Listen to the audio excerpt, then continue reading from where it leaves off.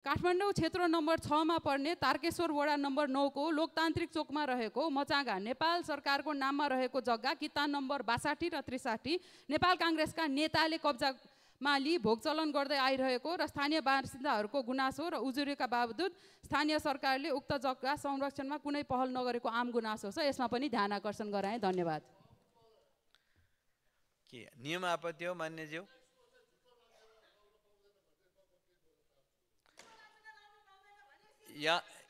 मान्य सदस्यहरू आसन ग्रहण गरौँ।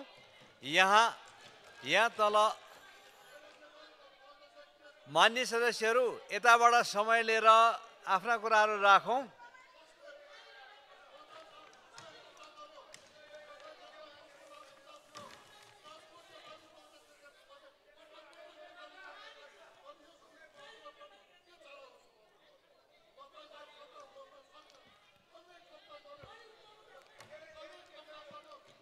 मान्य सदस्यहरू आसन ग्रहण गरौँ।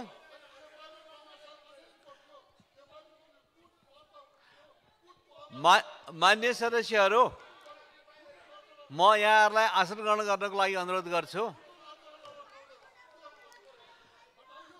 मान्य सदस्यहरूले आफ्नो समयमा आफूले राखेका कुराहरू प्रमाणित हुने गरी जिम्मेदारीपूर्ण ढङ्गबाट राष्ट्रको सामु सार्वजनिक ढङ्गबाट राखिरहनु भएको हामीले बुझेका हुन्छौँ र बुझ्नुपर्छ। त्यसरी राखिरहेको कुरा चाहिँ यो लान्छना